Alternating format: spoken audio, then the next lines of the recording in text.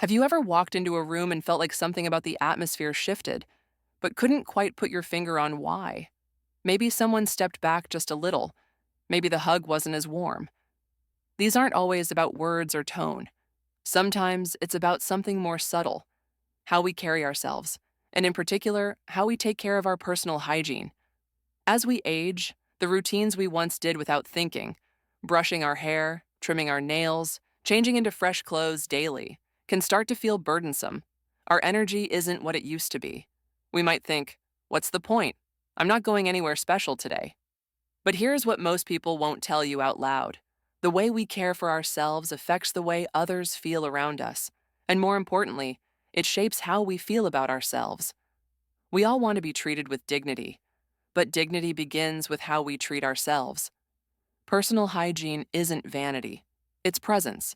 It says, I'm still here. I still matter. I still respect myself.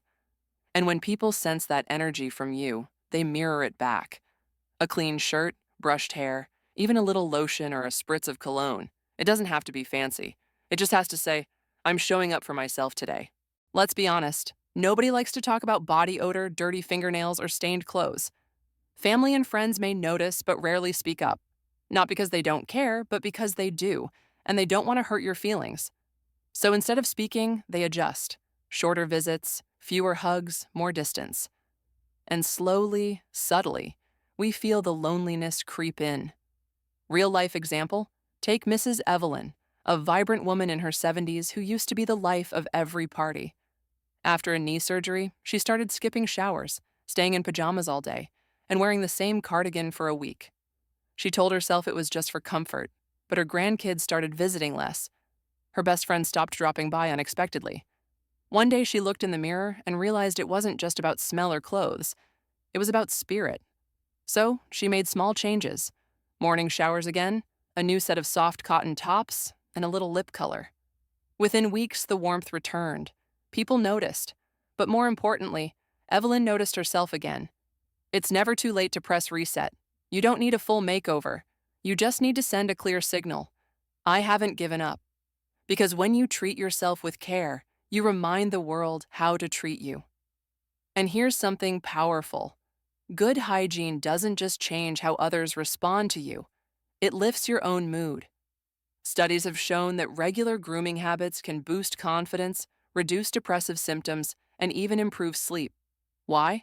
Because it's not just about cleanliness, it's about rhythm, ritual, a quiet promise to yourself that you're worth the effort. So ask yourself this: what small step can you take today? A fresh shirt, a haircut, clean socks? None of this is about impressing others. It's about honoring your own story, your own worth, and the space you take up in this world. Because you still matter. You always have. And how you treat yourself is one of the loudest ways you say that, without ever speaking a word. There's something freeing about growing older. The need to impress fades. The pressure to fit in lessens. You've lived through enough to know what matters, and you've earned the right to say what's on your mind. But sometimes, that freedom slips into something sharper, bluntness. Maybe you've said it before, I'm just being honest. Or, someone needs to tell them the truth. You may feel like you're doing others a favor by keeping it real, especially in a world that, let's be honest, sometimes feels too sensitive. But what if the honesty you're offering isn't helping? It's quietly hurting. Let's look at this closer. Words don't just transfer information, they carry energy. A careless comment about someone's weight, a critique of a daughter-in-law's parenting, or a joke at the expense of someone's appearance may not seem like a big deal to you. But to the person hearing it, those words can stick, like splinters. You may not mean harm, but that doesn't mean no harm is done. Here's something no one may have told you. People start pulling away not because they don't love you, but because they're bracing for the next verbal jab. You might notice they call less often, or that conversations feel rushed. Grandkids avoid deeper talks. Your adult children keep things surface level. It's not rejection, it's self-preservation. Let me tell you about Mr. Lewis, a retired mechanic in his 80s with a heart of gold and a mouth like a cannon. He loved his grandkids but couldn't help critiquing everything, from how they dressed to how they spoke. That's not English, that's gibberish. He once told his 16-year-old granddaughter when she used slang. The girl smiled politely, but that was the last long conversation they had for months. Louis didn't mean to hurt her. He thought he was just being funny. But that small moment built a wall she didn't know how to tear down. He eventually realized something had shifted. So instead of another sarcastic quip, he asked her one day, "Help me understand that word you just used." Her face lit up. That one act of curiosity broke through the ice that sarcasm had created. You see, people, especially the young, don't need you to approve of everything they say or do. But they need to feel safe, safe from being mocked, safe from being corrected every 2 sentences, safe from being told, "You don't know what you're talking about." Because what they hear beneath those words is, "You're not worth listening to." So here's the shift. Before speaking, pause and ask, "Is this helpful? Is it kind? Will this make someone feel more seen or more small?" If it's something you wouldn't want someone saying to your younger self or to your grandchild, maybe it doesn't need to be said at all. That doesn't mean you should walk on eggshells. It means leading with empathy. And the truth is, your words carry more power now than ever before. Not because you speak louder, but because of the years behind them. When that wisdom comes wrapped in kindness, people listen. When it comes wrapped in cold truth, they withdraw. So instead of "that haircut doesn't suit you," try "you always find such creative styles." Instead of "you kids don't know anything about real work," try "let me tell you what work was like in my day." Maybe you'll see things differently. This is what real influence looks like. Not making people feel wrong, but helping them feel understood.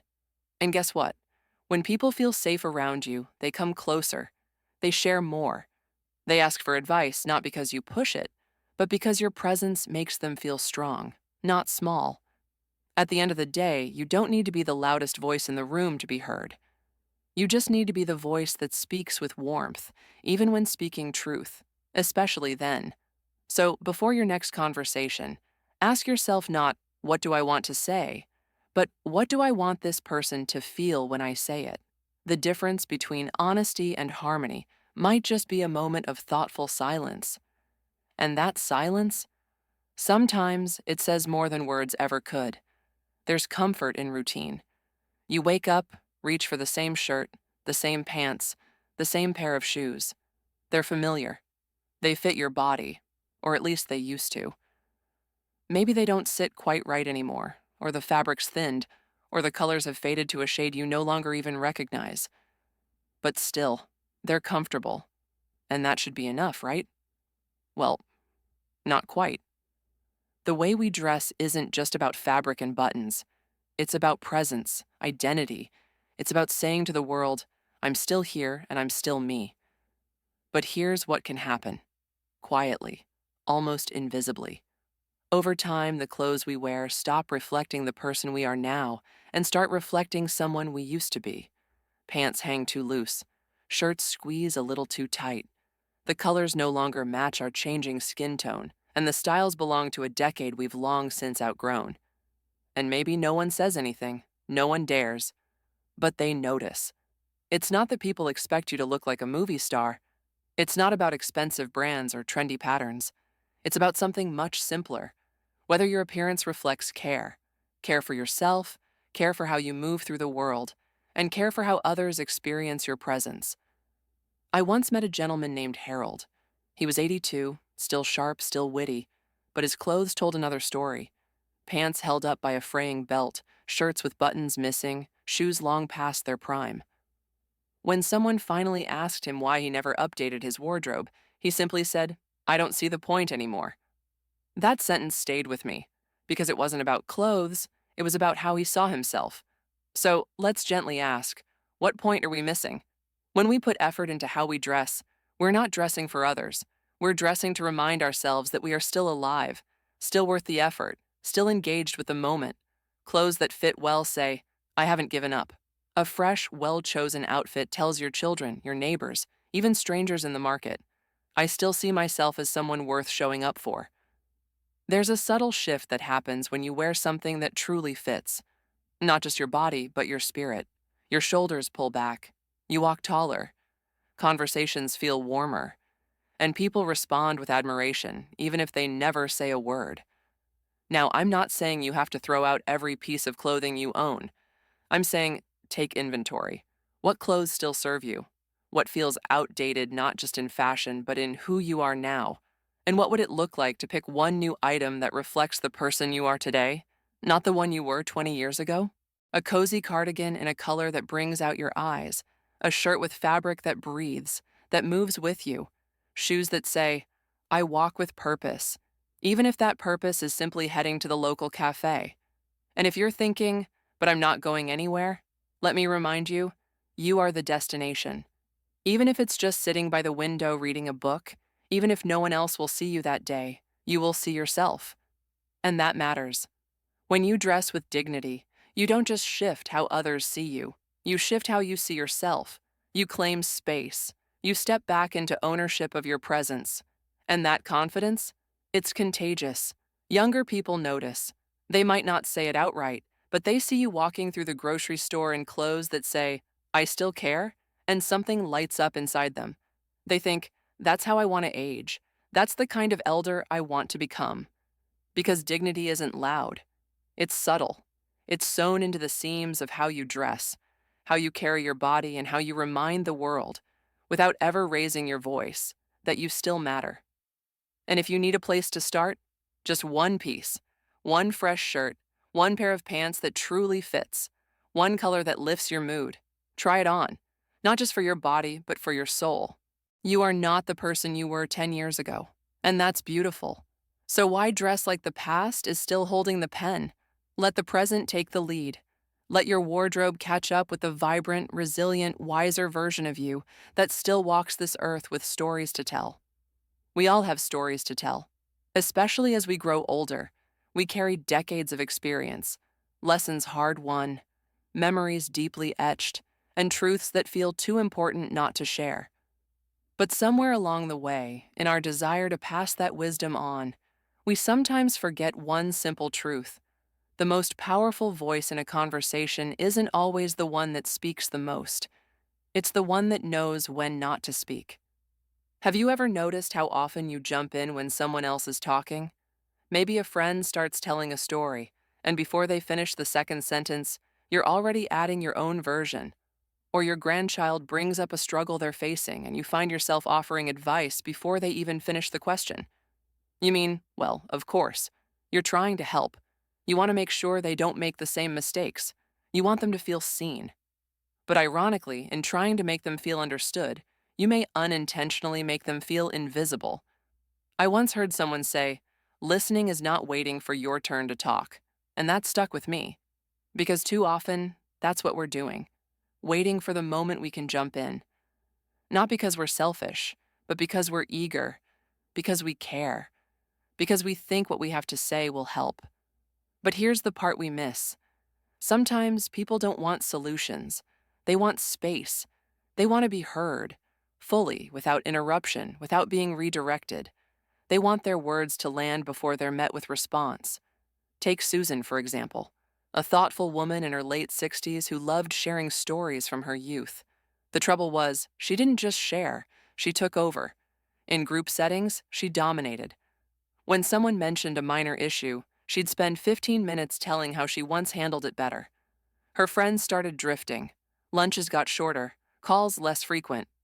One day, her niece told her gently, Aunt Susan, sometimes I want to tell you something and just have you say, that must be hard, instead of giving me a roadmap. That moment changed everything for her. You see, people aren't hungry for your expertise. They're hungry for your attention. They're not asking you to solve their lives. They just want to know their words have weight, especially younger people, your adult children, your grandchildren. They already feel the generation gap. And when every conversation with you becomes a monologue, they start pulling away. Not because they don't love you, but because they feel unheard. So what's the alternative? Ask more than you answer. Pause more than you speak. Nod more than you correct. Instead of saying, let me tell you what I'd do, try, that sounds like a big decision. How do you feel about it? Instead of finishing their sentences, Let their silence hang for just a moment longer. It shows you're really listening. And the beautiful irony? The less you dominate the room, the more people actually want to hear what you have to say. There's a quiet dignity in restraint, a wisdom that doesn't need to announce itself. When you allow others to take up space, you don't lose your voice, you gain their trust. Think of conversation like music. If everyone plays at once, it's noise. But when you give space between the notes, pauses, silences, moments of true attention, that's when the melody comes alive. And it's never too late to shift this dynamic. Even if you've been the talker your whole life, you can become the listener that everyone leans toward. Not because you've changed who you are, but because you've deepened your presence. So the next time you sit with someone you love, be it a friend, a child, a neighbor, remember, your silence can be a gift, your pause, an embrace, your question, a bridge. Let people arrive in the space you create for them, and in return, they'll invite you in. Again and again. Kids these days. It's a phrase that slips out so easily, often with a sigh. A teenager walks by, glued to their phone. A young adult makes a life decision that feels impulsive or reckless. And before we know it, we're muttering under our breath or saying out loud, "Back in my day, things were different." And you're right, things were different. But different doesn't always mean worse. It just means unfamiliar. It's human nature to look at the generations after us with a mix of confusion, frustration, even fear. Why? Because when the world shifts faster than we can keep up, it feels like the things we understood, the values we held, the rules we lived by, are disappearing, and it can feel lonely, disorienting, even a little threatening. The problem isn't noticing the changes, it's judging them. It's when observations become complaints, and complaints become walls. Because when we criticize more than we ask, when we lecture more than we listen, we quietly shut the door on the very connection we say we long for. Take the example of Mr. Clarence, a proud grandfather in his 70s. He loved his family but couldn't help criticizing his grandsons. "Why don't you work with your hands? Why are you always filming everything? What's with those tattoos?" The more he said it, the more distant his grandkids became. Conversations turned short. Texts went unanswered. Then one day, his youngest grandson showed him how he made videos, how he told stories using a camera and a phone. Clarence was amazed. He said, "I thought you were wasting your time, but now I see you're building something." That small moment turned years of tension into tears and connection. The truth is, every generation is shaped by the world they inherit, not the one we remember. They're growing up in an era of digital everything, global challenges, mental health awareness, and a rapidly changing economy. Their tools are different, their paths look strange. But their hearts? They still long for the same things: meaning, love, safety, a chance to be understood. So instead of saying, "You don't know how hard we had it," what if we asked, "What's hard for you these days?" Instead of, "We didn't get participation trophies," what if we said, "Tell me what motivates you?" Instead of shaking our heads, what if we opened our hands? You don't have to understand everything about this generation to walk beside them. You just have to care enough to try. And here's the surprising part. When they feel your respect, they start seeking your wisdom. Not because you forced it on them, but because they trust you. They see that you're not stuck in the past. You're anchored in the past, but curious about the future. That's the kind of elder they remember. Not the one who criticized, but the one who bridged. So next time the words, "kids these days," are about to leave your mouth, pause and ask yourself, am I building a bridge or a wall? The next generation doesn't need our judgment. They need our steady hands, our listening ears, our belief that they too are finding their way. And when we give them that grace, something beautiful happens. They let us in. You probably remember a time when a firm handshake, a simple thank you, or letting someone go ahead in line were signs of proper upbringing. Those gestures mattered. They said something about who you were. But now the rules have shifted. The world has gotten louder, faster, more connected, and somehow more distant too. And in that blur, it's easy to feel like we no longer know what's expected. Or worse, that we no longer need to care. But here's the truth that never changes. How you make others feel in small, everyday moments says everything about who you are. And modern etiquette isn't about formality, it's about awareness. Have you ever seen someone talking loudly on their phone in a quiet cafe? Or playing videos without headphones in a waiting room? Or standing too close in a grocery line, completely unaware of others' space? Now ask yourself this gently. Have you ever done the same? Not out of rudeness, of course. Usually it's habit or a slip of attention. But others notice, even if they don't say a word. Today's etiquette is subtle. It's less about posture and silverware, more about presence and boundaries. It's about understanding that volume matters, that space matters, that even in public, people are hoping for a little bit of peace. And here's the hardest part. People often expect more of older adults. Unfair? Maybe. But when they see someone older ignoring these unspoken rules, they don't think, oh, they didn't know. They think, they don't care. But you do care. You've just never been taught how to navigate this new world of quiet signals. Let's make it easier. Instead of playing a voicemail aloud in a waiting room, step outside. Instead of standing shoulder to shoulder in a line, give an extra foot of space. Instead of chatting at full volume in a restaurant, soften your voice. These may feel like small acts, but they're big messages. I see you. I respect your space. I still care about how I affect others. I knew a woman named Teresa, 74 years old, who used to listen to her favorite gospel music on speaker while waiting for her prescriptions. She didn't think twice. She loved that music. It brought her joy. But one day, a little boy covering his ears caught her attention. She didn't get offended. She leaned over, smiled, and said, "Thank you for helping me remember." After that, she started using headphones, and people began to smile more when she walked in. Awareness creates warmth. It doesn't take away your freedom. It increases your impact. Modern etiquette isn't about being perfect. It's about being present. It's paying attention to your surroundings the way you once taught your kids to do. It's continuing to say with your behavior, I may be older, but I'm not out of touch. I still want to move through this world with grace. And here's the beauty of it. People notice. Quietly. Respectfully. They may not compliment you, but they will feel it. The young woman at the library desk will relax when you speak gently. The teenager at the coffee shop will glance up with surprise when you say, "Excuse me," with sincerity. And your grandchildren will feel proud walking beside you, not because you're trying to be cool, but because you still care. That's the kind of legacy that lingers. So today, notice the small things, the way you speak, the space you take up, the sounds you create. They're all part of your presence, and they all add up to the message you're sending. I'm still learning, I'm still listening. I still want to be someone others feel safe around. And that message? It's louder than any ringtone. We all go through physical changes with age. Aches show up where they never did before. Medications pile up. Doctor's appointments become part of the weekly routine. It's natural. It's real. But here's what we often forget.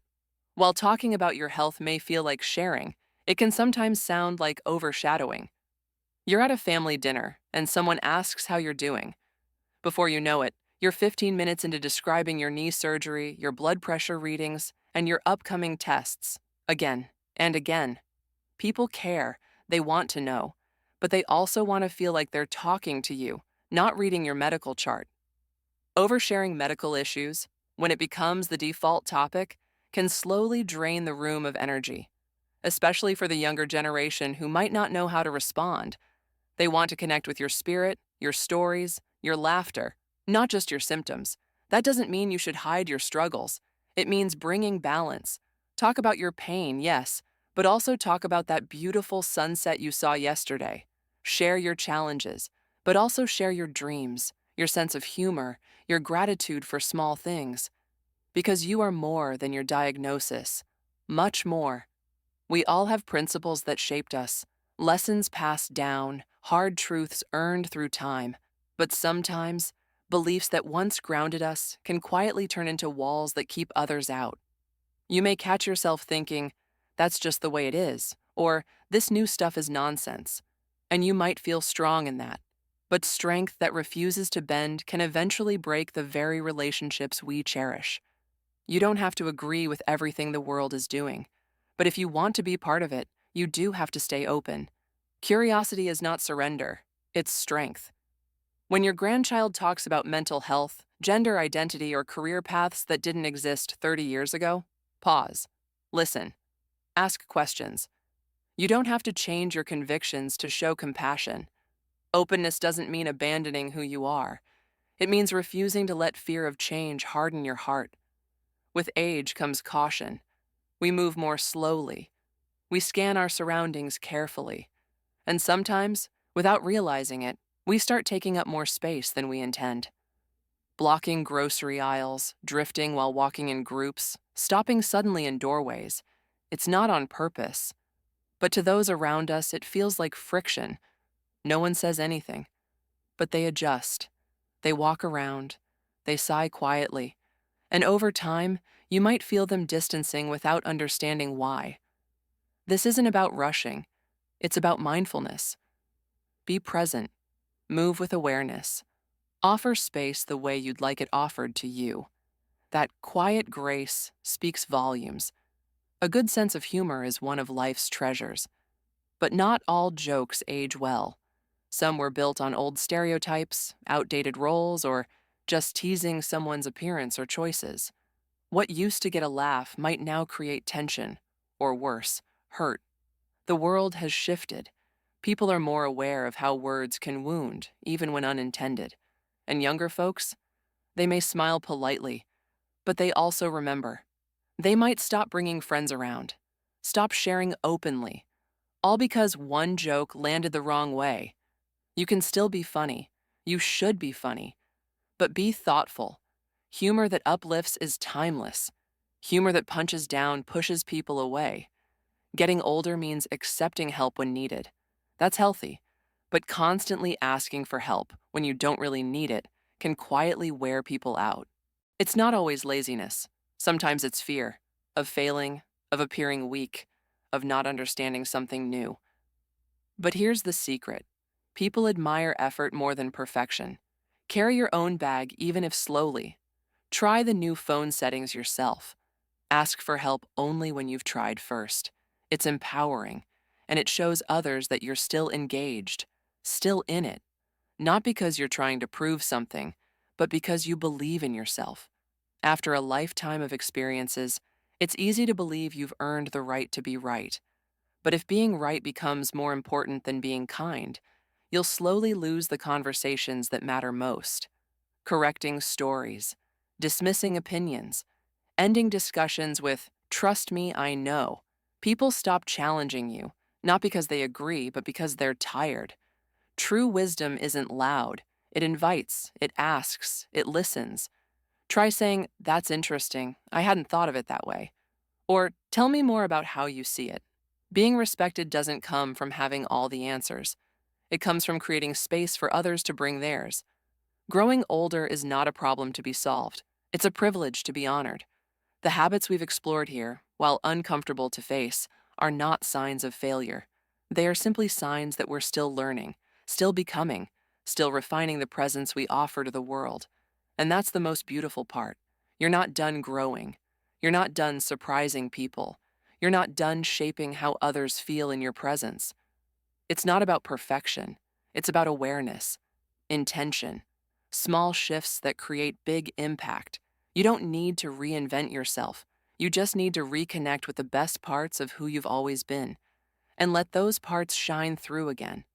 Because the truth is, how you live these years teaches others how to age with dignity, with humility, with grace. And that kind of influence, it's eternal. If this video resonated with you, if it made you pause, reflect, or simply feel seen, please don't leave quietly. Click subscribe and turn on the notification bell, not just to stay updated, but to stay connected.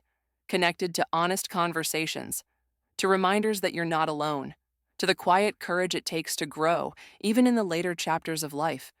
And if something here touched your heart, share it in the comments. Even a single sentence lets us know you're here, and that these words reached someone who needed them. Thank you for being with us today. We're honored to walk this journey with you.